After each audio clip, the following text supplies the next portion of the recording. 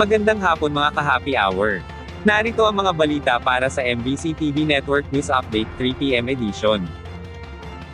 Kampo ni Alice Guo, sinubukang harangin ng 4 na BIR personnel na tumestigo sa pagdinig sa kanyang graft case. Tinangka ng kampo ni Dismiss Bamban Mayor Alice Guo na pigilan ang prosekusyon sa pagpresente ng 4 na personnel ng Bureau of Internal Revenue para tumestigo sa pagdinig sa kanyang kasong graft sa Valenzuela Regional Trial Court Branch 285. Ang 4 na BIR personnel na iniharap ng prosekusyon ay mula sa Bulacan at Tarlac. Katwiran ng abogado ni Guo na si Attorney Nicole Hamilla, wala umanong koneksyon ang pagharap sa mga BIR personnel sa kasong graft ng sinibak na alkalde, at iginiit na dapat na pagtuunan lamang ang kanyang graft case at hindi ang tax charges. Subalit iginiit ng prosekusyon na nais nilang ma-establish kung may koneksyon si Guo sa Baoco Land Development Incorporated. Nauna na kasing nabunyag na incorporator si Guo sa Baoco na nagpok sa Pogo na Zone U1 Technology sa Bamban, Tarlac na umano'y konektado sa mga iligal na aktibidad tulad ng human trafficking.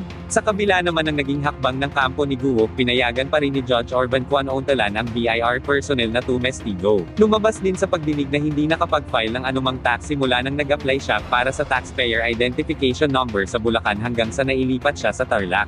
Samantala, magpapatuloy naman ang pagdinig sa kaso ni Guo sa susunod na Martes, January 28.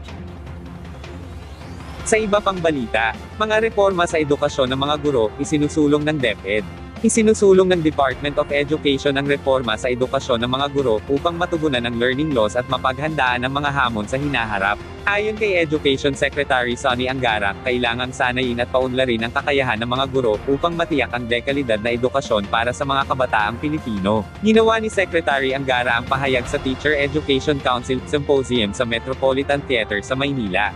Binigyang diin din ng kalihim na ang pagpapahusay sa edukasyon ng mga guro ay bahagi ng advokasya ni Pangulong Ferdinand Bongbong Marcos Jr. sa pagpapatibay ng human capital development. Isa sa mga hakbang ng DepEd ay ang kasunduan sa Philippine Normal University upang iangat ang kalidad ng pagsasanay ng mga guro at iayon ang kurikulum sa global standards.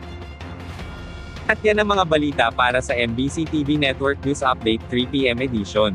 Abangan ang mga susunod na balitaan mamaya para sa 4 PM edition.